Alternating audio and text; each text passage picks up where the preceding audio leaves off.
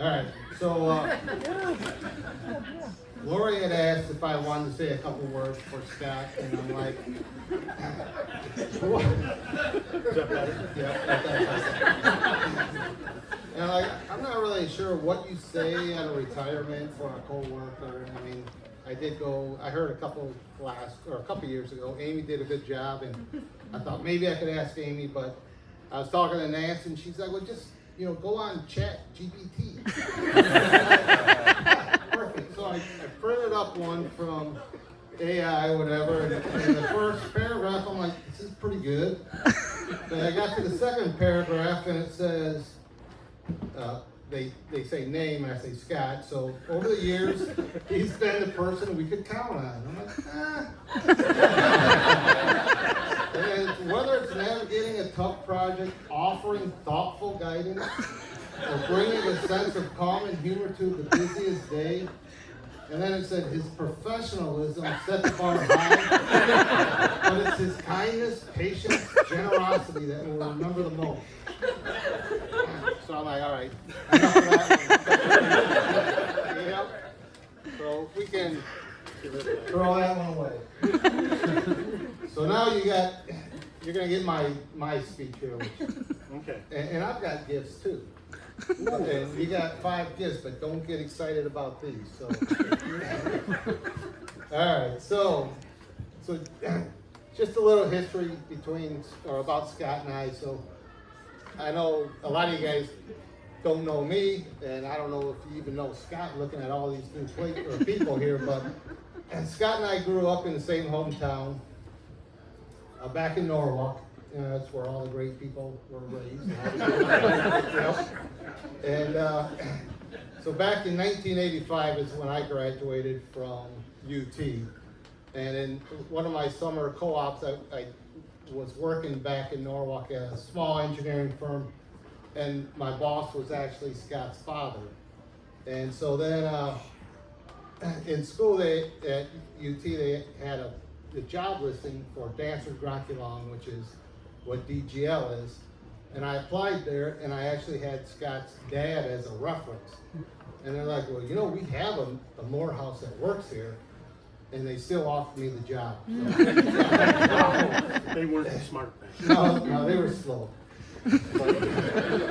So I started out in the bridge department with Scott, and Scott really liked me back then. Yeah, we had a moment. Well, we did. And he actually kind of wanted me to become part of his family. So he introduced me to his cousin, which I dated for a while, and it got a little weird because we'd take the Christmas holiday off, and I would go to back to Norwalk, and then I would have to see Scott at the family Christmas gathering. It was odd. Yep. So, but that was some great memories there. So I got a gift for you, and I've got these numbered, and I believe that should be number 1. So if you want to, maybe Lori could hold the Yeah, you can hold the flash. Old people, right? Is this the same scarf that my mom got you? Okay. Now we're both in the scarf family. Okay. It's not the same one. No. Okay. I think one like it. You got one extra long because I got a big ass neck. Well, just put it. It'll be tight. Okay. All right. So back around 85 or the late 80s, I mentioned I was in the bridge department with Scott. So Tom Doring was the head bridge engineer, and Scott and I were, I think it was just the 2 of us in the I bridge think it was, department. yeah. And I have no idea why, but I think we went to Columbus. It was seminar or Like something. this White Castle? Yeah, well. And Scott offered to drive. I think he had your hand. I don't remember. That was a snort. Yeah. Oh, shit. You really don't need to tell this story. Yeah, well, just a little bit. I'm not going to go into the whole details, but back in those days, we used to have crank windows, but then Scott, he had a nice car. It had power windows. And we were coming back, and all of a sudden we get to about Finley, and the window's locked. I'm like, what is going on? And the heat cranks up, and whoa, there was a smell in that car. In fact, Rick's words were, "I can taste it." Is that right? That's right. So I got you a gift in memory of that. Number 2. I think that's that one. Number 2. Gift number 2. He's getting 5 gifts. There's number 2. 2. Oh, Lord, I'm afraid.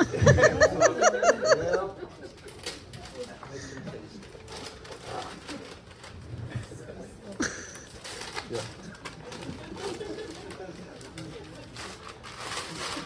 That's not the one. No.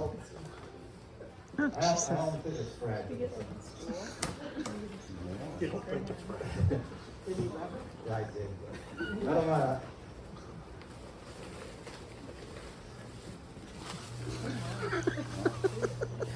Nice wrapping. Oh, man. White Castle burger. And an air freshener. And an air freshener. Okay, the ice pack. Okay. Oh, dude. You are so thoughtful. The air freshener is for Debbie, so. All right, so. Oh, shit. I didn't think you were going to talk about that one. Yep. So, back when we first started our careers, it was all hand drafting. We had drafting tables. The office would be smoke filled. Back when you could smoke in the office and whatever. And Scott's handwriting skills or printing skills were not the best. And that's when AutoCAD. When did AutoCAD really come into our office? 85 or 86, I think. Yeah, I we got our started first 85, one. so it's probably 86. 86. Yeah, so AutoCAD really saved Scott's career. His printing was pretty poor. Having to do a whole page or general notes and shit like that, I'd be okay the first 2 letters, and after that, it's just getting it done. And Tom Dorian, the guy we worked for, loved Rick because he had great handwriting, and mine was horrible. Well, I think there were other reasons why he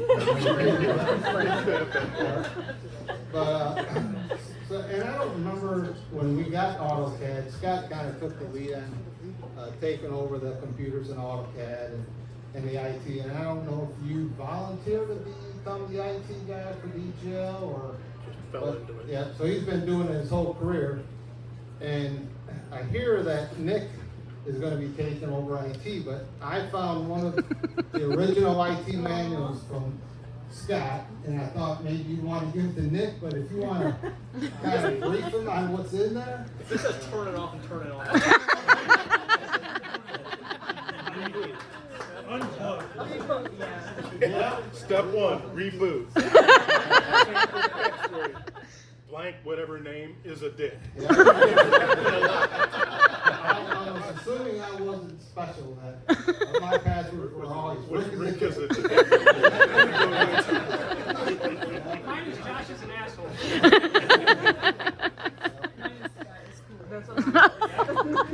So, I think a lot of you guys probably heard some of these other stories, but so Scott, being a bridge engineer, he knew how to repair a broken bridge. And being the IT guy, he could repair a broken computer. But when it came to being gentle with collectibles, so growing up, when I was a kid, I had a cheap Cherokee doll, or I don't want to say a doll.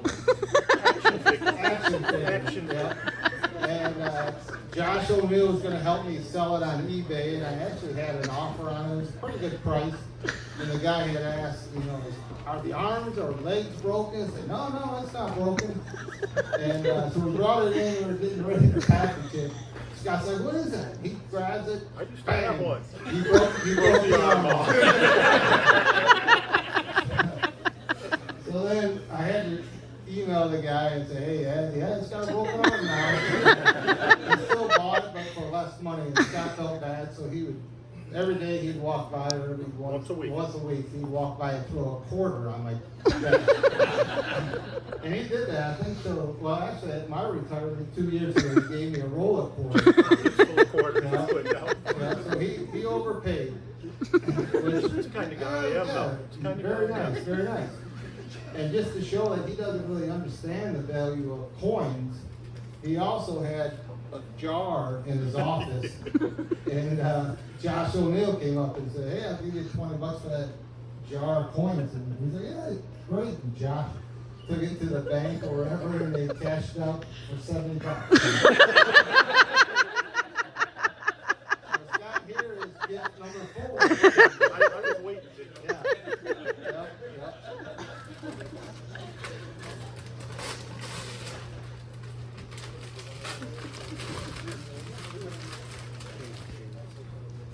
There you go, that'll count. Oh, digital coin counting. So now you know how much, there's no coins in there. I didn't expect there to be coins with you, Rick. Sorry. Perfect. I didn't know if the second battery was in there, so. Whatever. You get batteries too. Well, talk to Nancy about it. All right, so these are all funny things, but now I want to get serious. So, yeah. We're not gonna be in tears, but, you know, I talked to some of the owners and stuff and some of the staff, and talking about your career and, you know, things that they might have to say about you. They had some really good things to say about you. So I thought, when you're retired, let's get some of these words framed, and you can hang this up in your house, and you can see what people had to say about you. So, just something that, I can open this? yeah, you can open that now.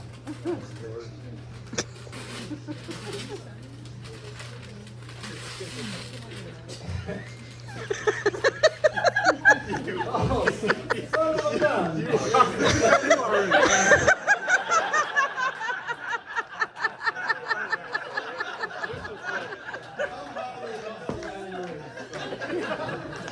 When I was telling Nancy about that idea, she's like, that's all right, I like it because now that you're retired, you have so much free time. I hear this every day. And every day there's a list at my house. Oh shit, there's a pen. Yeah. I'm losing that. Well, you just rub against it, it'll erase. So that's the end of the gifts, I believe. That's 5, perfect. So now, to be serious, when I did that Chat GPT, there was the final paragraph, and I thought, all right, I can read that. The last paragraph said, on behalf of all of us, which includes me, we thank you for your years of service, your leadership, your friendship, and you'll be deeply missed, but your legacy stays with us. Congrats on your retirement. So, there you go.